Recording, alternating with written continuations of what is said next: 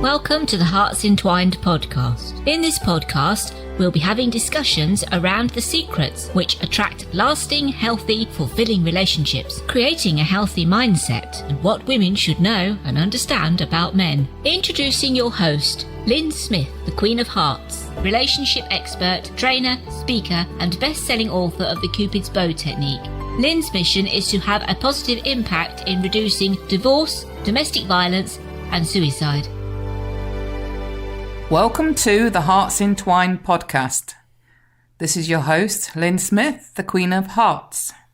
And today I've got a lovely guest with me, all the way from the United States. Her name is Jenna Ponaman.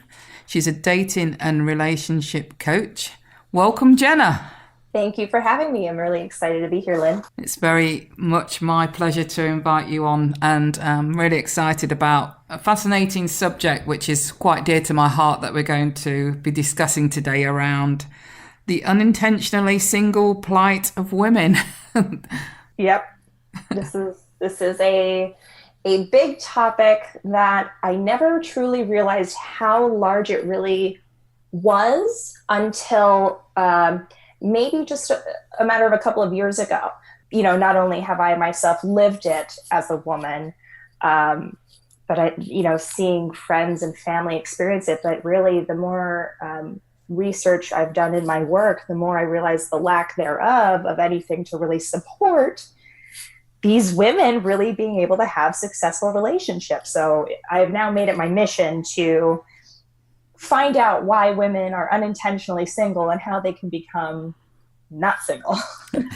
Well, tell us initially then a little bit about yourself, Jenna, and how you started your journey and how you, I suppose, ended up in this industry. Yeah. So long story short, I never thought coaching would be in the cards for me. I mean, honestly, I never even knew coaching existed until I was in the entertainment industry as an actress, being that I live in LA, very common out here.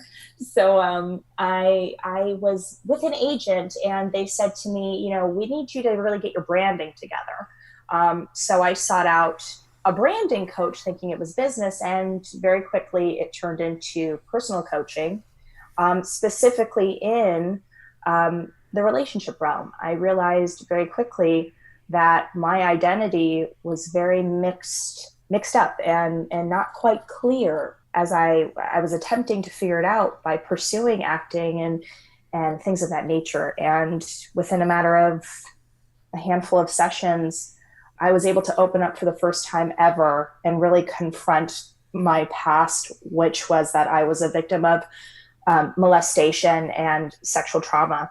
And that suppressed a lot of my identity, really trying to figure out who I was.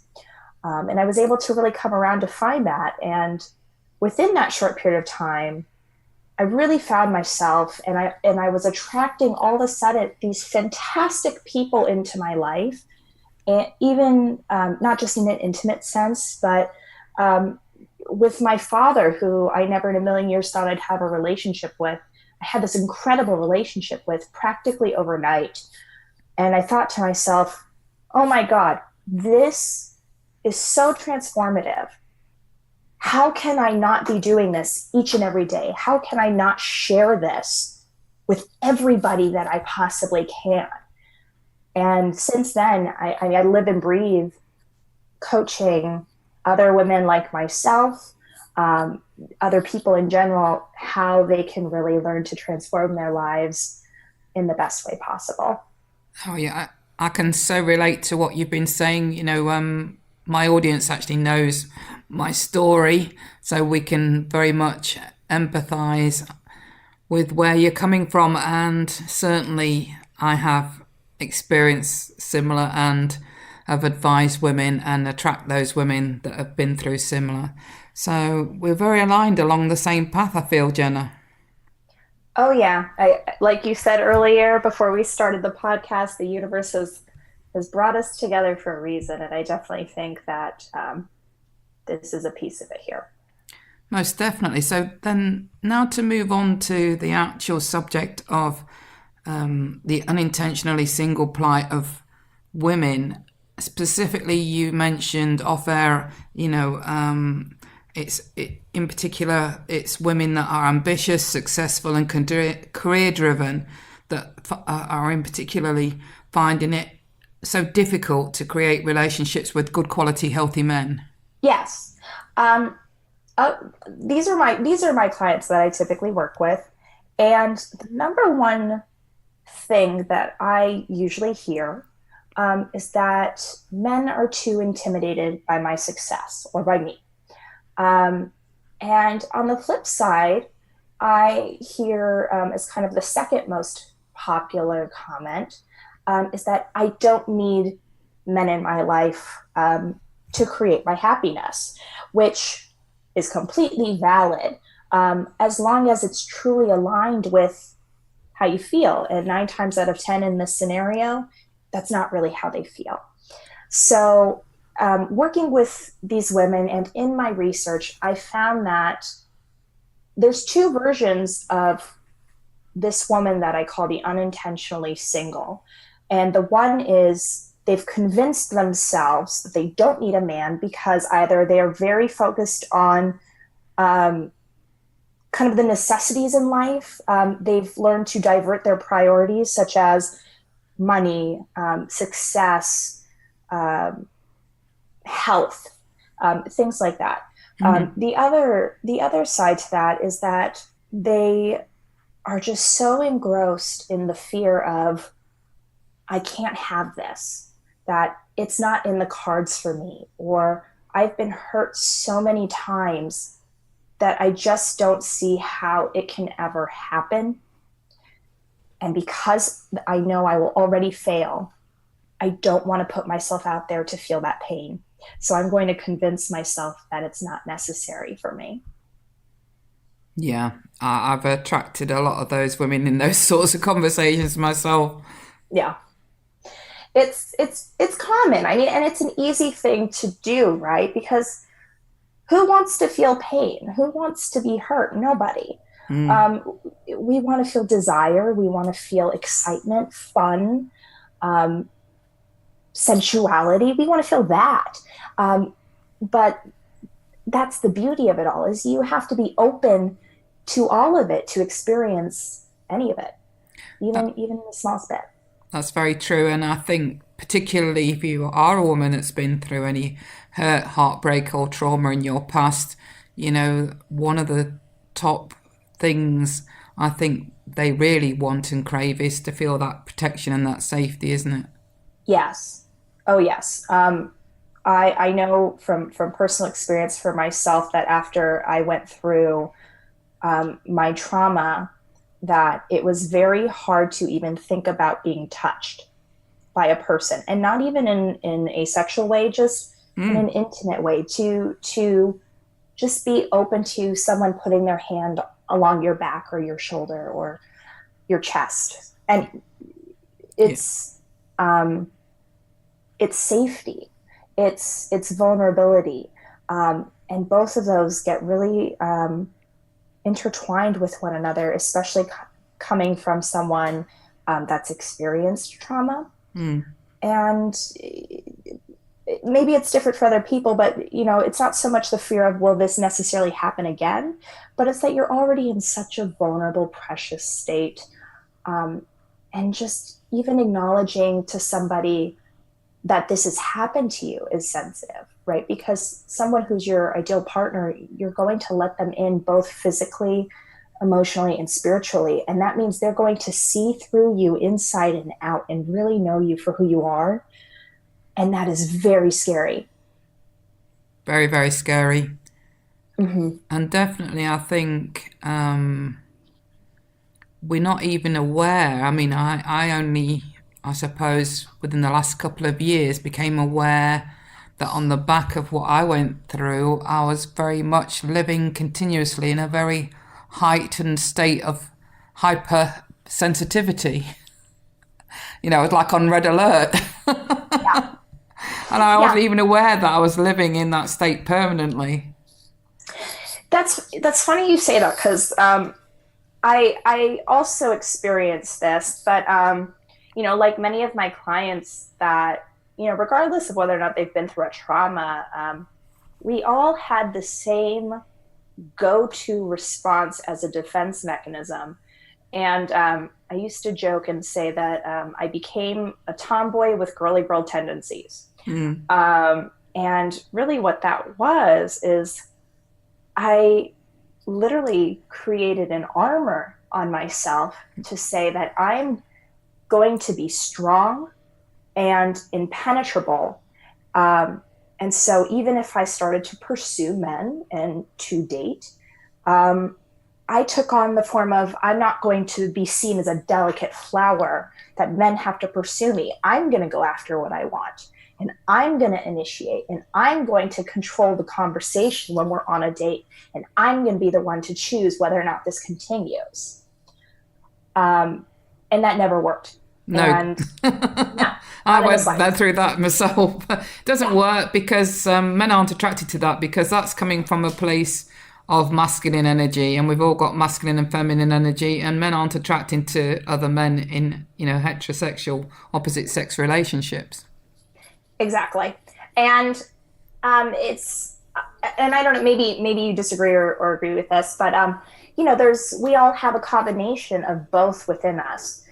And for me, it was a matter of finding, how can I do this dance between the feminine and masculine on a moment-to-moment basis? Because sometimes if I am in more of my masculine energy, and maybe it's for protection, maybe it's for, I tend to be someone who is very ambitious and headstrong, so I can get a little competitive.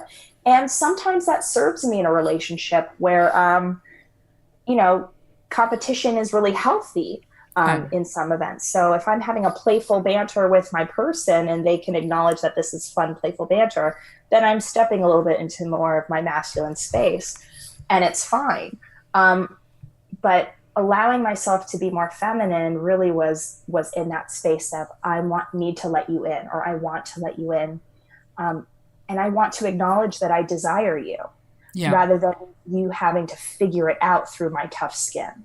I agree, 100%, this is exactly what I teach, that we all have masculine and feminine energy, and it's okay, to be in masculine energy if you feel you need to defend yourself, if you feel you need to protect yourself, if you are in a business environment where you need to take control and use more masculine traits and energy in that environment, or like you say, in a competitive space, whether that's sports or business, you quite often need to step into our masculine energy to perform at our peak in those sorts of situations. But it's recognizing that, to actually continuously stay in that masculine energy and be that, assertive, competitive person wants to be in control of everything and everybody, isn't going to be attractive to a guy behind closed doors, because he wants to be the one that wears the trousers. And also, you want to be the feminine in that situation, because if you're not going to be attracted to a guy that isn't masculine. The women that I work with that really fall into this category, this is the hardest shift in their identity, because for some, they really take pride in the fact that they see themselves as a strong, independent woman. And that ambition, that drive, that motivation, that really does bring them tons of success, maybe in the work arena, doesn't quite work out when it comes to love. And that's a hard thing for them to absorb, because they are afraid of losing that piece of themselves. They want to continue to build on their success in all areas of life. And so they think if they sacrifice this, and somehow they're not authentic anymore, because they really do feel aligned with it. And that's great. So I call this kind of the transitionary stage of being a powerhouse to becoming a phenomenal woman. Yeah. And really reclaiming your feminine power, because haven't we been educated and parented to be more masculine, through our current modern societies, in I suppose the name of equality, which I, again, am educating people around. Equality means equal opportunities. It doesn't mean being the same as men. You know, if we was meant to be the same as men, we'd only have just one asexual being. There wouldn't be the need for the men and the women, or the masculine and the feminine in our society. I mean, I know we're doing audio recording right now, but as you were saying that, I literally threw my hands up to celebrate, because you and I are on the exact same playing field here. I love what you're saying. Yes, I say all the time that, you know, as hard as it might be to fathom, if you were to just try to kind of drop the gender identity, just person to person, if you were trying to pursue someone from this energetic space of I'm trying to best you and the other person's trying to best you, well, that's very conflicting energy, regardless of what the gender is. So rather than trying to resist one another, how can we really come together in an openness, in a willingness for exploration, and essentially to become unattached to the outcome and be more attached to just the moment-to-moment interaction and engagement? Yeah, absolutely, 100% agree. I tend to teach it, you know, that if you really want healthy passion and healthy attraction in a relationship, then you need to create the polarization of those masculine and feminine energies within your intimate relationship, but from a place of love, not fear, because we all know that you can have the polarization of the masculine and feminine energies in a relationship, and that can be also a very toxic relationship, you know, where you've got the male, usually the masculine energy, which is the unhealthy in this relationship, because it's from a place of fear, being very controlling, possessive, very aggressive. And then you've got the female, who's the submissive, you know, victim, subservient, needy, clingy woman. In that relationship, it becomes very codependent. So you have got that polarization of energies there, but because it's from a place of fear and not from a place of strength and love and self-love in particularly, then that you've got that toxic polarity of energies. And what I'm trying to teach is that, you know, that you can have the polarity of energies where you have got the healthy passion, you have got him being the chivalrous, caring, protective male that wants to take care of you and treat you like a goddess, and you can be that healthy, you know, nurturing feminine energy that's still successful without needing to wear the trousers. Yeah, it's so interesting to see, you know, over the course of these past few years, how gender identity has morphed and is attempting to morph into kind of what we're talking about right now. Because on one hand of the spectrum, for generations, you've seen that traditional aspect of men are the protectors and the providers, and women are the nurturers and the caretakers. And with that, we played accordingly, right? Women stayed in the household, took care of the children, fed the family. Men went out to work and kind of controlled things otherwise. Now we have this opposite thing happening, where you see dads that might stay home and nurture and take care, and women that are going into the workforce, or they're trying to take on that position of the male counterpart in some sense. And that's why now you have women that are strong and kind of resistant and more masculine, because they go, I'm doing all this work, I'm putting in the effort, I'm not going to be taken advantage of as a woman anymore.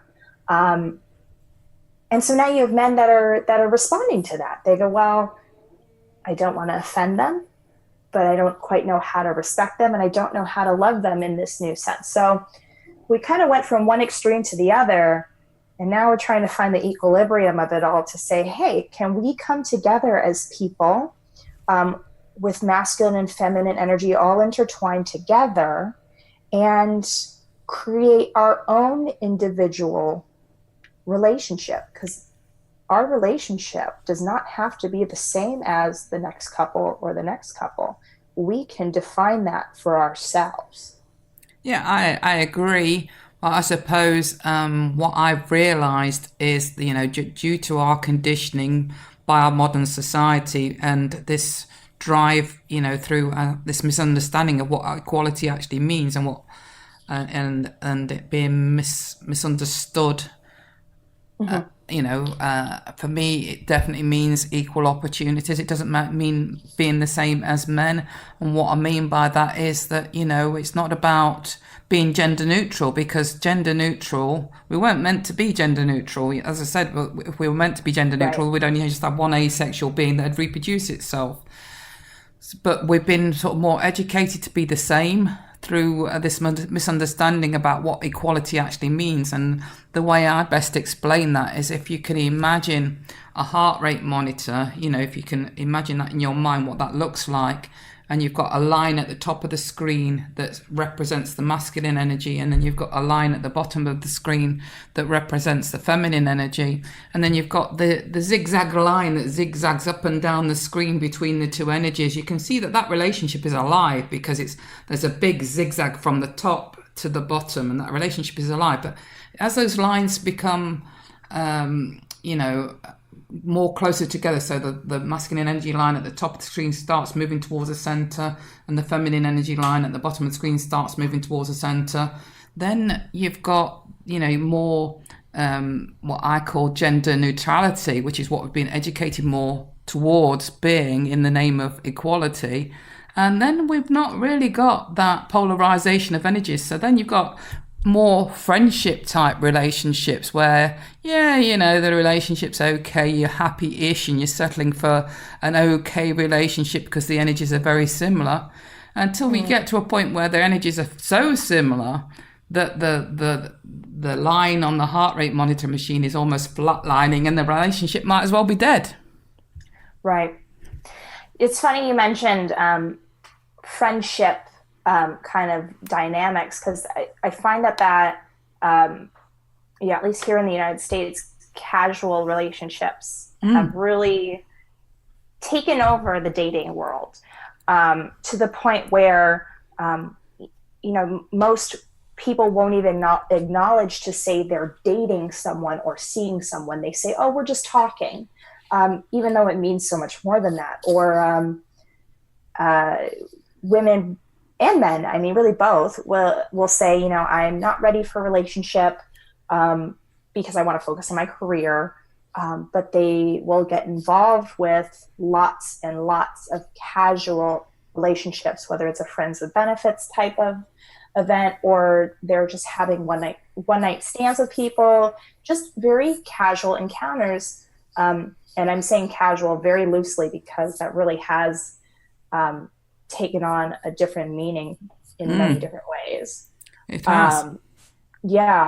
And I find what's happening is this has kind of been the silver lining for people that are just too afraid to really dive in to say, I want love, I want a relationship, to where they can still feel, at least briefly, that physical and emotional connection with someone, and can then say, okay, to protect myself from not getting hurt, I'm going to end this and now go on to the next one. And I'm just going to keep playing this game until I feel ready, supposedly. But there's always another reason why, we just have another encounter and another encounter. And unless you're really aligned with, if a value for you is, I just want to have fun, and you truly are aligned with that, then that's totally okay. Have as many casual relationships as you want, as long as you're safe, as far as I'm concerned. Yes. But if you really are really wanting connection, true connection, if you look down the road into your future and deep down you say, I do want to have a life partner, or I do want to be married, and I do want to have a family, and you visualize that for yourself, then what is stopping you from pursuing that right now? What are you so afraid of? Because these are fear-based decisions that they're making, which then brings them into the unintentionally single plight, because they do still consider themselves single, because they really aren't committing to anything just yet.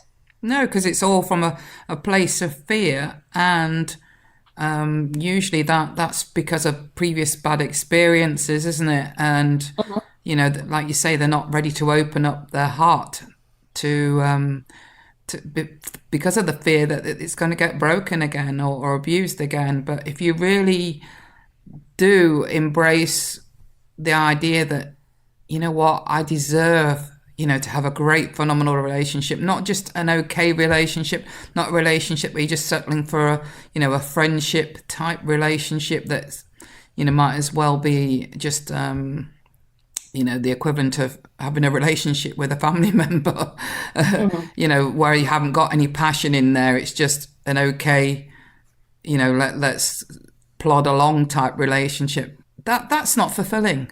You know, you can only sustain that for so long. And some people will settle for that for life, you know, due to their own fear. But is it really what you want? And, you know, when you're lying on your deathbed, taking your last breath, you know, is it something you're going to regret not living and experiencing? Exactly. And I can say from my own personal experience that the reason I'm also so attached to working with women like this, I was totally this person, full transparency, where, you know, I touched before saying I was controlling. I'm gonna be the man essentially in the dynamic so that I don't get hurt again. Yes. And that came from not only, you know, the trauma that I experienced, but that I time and time again felt that I opened myself up so willingly and laid all my cards on the table, and I was so open to each guy I met. And I would either, you know, it seemed like it would go really well for a couple of dates, and out of nowhere they'd vanish. Or I date someone for a few months, and all of a sudden they say, you know, I think we're really just friends. You know, essentially, I felt like I was just getting assholes over and over again. There was nobody quality coming at me, and I automatically associated that with there's something wrong with me.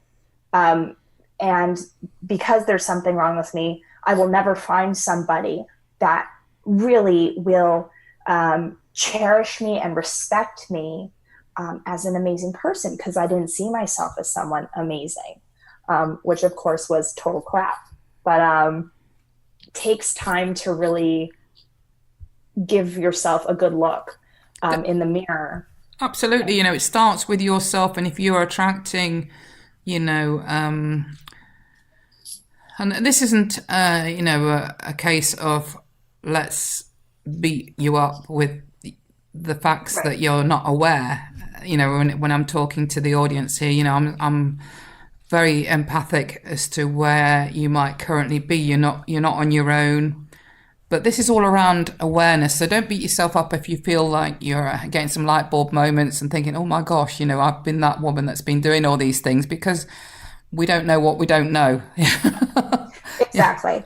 You know, at the end of the day, now you're getting the awareness that and the knowledge that you need to change things. And it does start with the self, you know. So if you aren't getting somebody that's being attracted by your qualities of you're worthy of that phenomenal love, then you need to look at yourself and think, you know, am I giving myself that? Am I endorsing the fact that I am somebody that's worth phenomenally loving because I love myself? Yeah. And also to add on to what you were saying, you know, to the audience, I did not take a good look at myself for quite some time. This was hard for me to come to this. Having a coach helped. I'd done assessments on myself, taken quizzes. I mean, you name it, I've done it. But even all the self-help books in the world could not have done a single thing for me until I was ready to look. And that took years for me to do. And even as I started to make progress, I'd take one step forward and 10 steps back. And that's okay. It's the more that we work with the muscle of self-awareness, the better we get at being able to take a step forward and, you know, do that dance of forward and backward and be able to really snap back faster, more efficiently. But it just takes time, and it just takes practice of just being able to look at yourself from that place of neutrality. Absolutely. And as I said, this isn't about looking at yourself and thinking, oh, I need to send myself on a guilt trip here because I've been doing all these behaviors and having had all this thinking that's contributed to my life being like it is now, which isn't very fulfilling or very healthy in terms of my relationship history. This is Right. about education and helping you become aware now of what it takes to change things, and just acknowledging and forgiving yourself. If you weren't aware of all this information before, then it's because of the poor education that's out there. Yes. Oh, 100%. I always say that if we received proper education when we were growing up in school, about how to navigate ourselves and our lives and our growth and love, I'd be out of a job. So, we weren't given the tools, and there's nobody to blame for that. It is what it is. Our parents do the best they can with what they've got with raising us. We do the best we can with what we're given. All we can do is move forward as we are and take some baby steps and give yourself that compassion. Compassion is the key to connection, and you will get there. Absolutely. It's a case of practice, as with anything new that's learned. It's to keep practicing and not be too hard on yourself if you make mistakes. Recognize that the mistakes will happen. As many years as I've got under my belt in terms of the awareness that I've got, I still, quite often think, oh, you know what, I shouldn't have done that. I shouldn't have said that. And it's forgiving yourself, and knowing that you're human and these mistakes are going to happen. And like you say, there's sometimes going to be occasions where you take more steps back than you do going forward, but occasionally that redresses itself. Oh yeah. I touched on it earlier. I said, I'm like a personal growth nerd where I like to take assessments and read and listen to other people's points of views and stuff, because the more I learn and the more I grab onto, the more open I become to the infinite amount of opportunities and possibilities that I can do with my life, in any aspect, when it comes to business or my health or my love life. Just continue to learn and grow and be open to differences of opinion. It really does. It works wonders for you when you just remain open. That's all you've got to do at the very least, is remain open. What did you initially do, Jenna, when you recognised that you were in? Cause I spoke in exactly the same terms around my journey, that I recognised that at some point I was wearing this masculine suit of armour, and I wanted to be in control of every single thing in my life to protect myself from any further potential hurt. When you recognised that in yourself, what did you do to sort of, I suppose, help yourself remove that suit of armour and let go of it? Interesting enough, I first recognized it simply because even though I had put on the armor, the same outcome would happen from before that. I would still end up being hurt by men. I would be left feeling depleted, defeated, somehow, a lesser version of myself. So plain and simple, I came to a realization of, well, this simply isn't working. I thought this would make me happy, and it just isn't. And I either have the option to stay as I am and stay in this really low energy state, or I can do something about it. And I don't know what that is. I don't know if it's possible, but I just have to try something.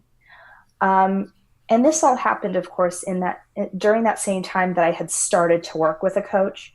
And so working with my coach in my business, I was able to see, mindset shifts actually do create changes in your life. Tangible outcomes really do happen from the slightest shift in your thought. Therefore, your feelings become affected by it too. So how could I take that strategy in my business and apply it to my love life? And I started with that.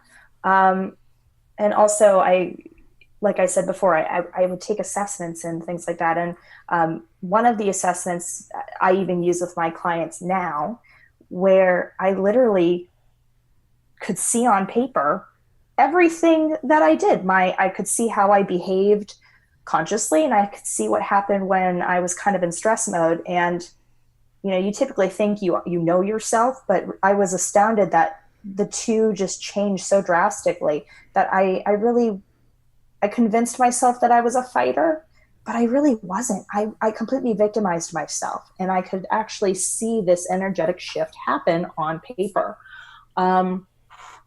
So that definitely helped. And from there, I was able to see, okay, I see where I actually am, and I know where I want to go. I know my end goal of how I want to experience myself. Now I have to figure out how to get there. And the key distinction too, when I mean how I want to experience myself, it wasn't to say, I know that I want to be with someone, and I know I want to have a relationship or a marriage or whatever it was. I knew that I wanted to experience love. I knew I wanted to experience myself feeling free, feeling light, feeling quirky, because I'm that person.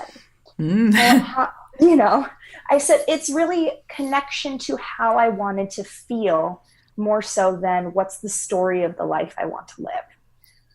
Yes. And once I dropped into that, that's when everything started to shift, because I could say, okay, I want to feel like that all the time, or as much as I can. How can I feel like that right now? How can I feel like that tomorrow, next week, next month? And I just kept building on it more and more. And that's how you see, it doesn't necessarily mean that I have to have a relationship to feel these things, because I can create that for myself right now. And the more I did that, the more I just embodied it. And that's when I started to attract the men that could reflect that to me. Definitely. And it is about, doing that work on yourself initially that's going to attract a healthy, fulfilling relationship, isn't it? Because you've got to be comfortable with yourself.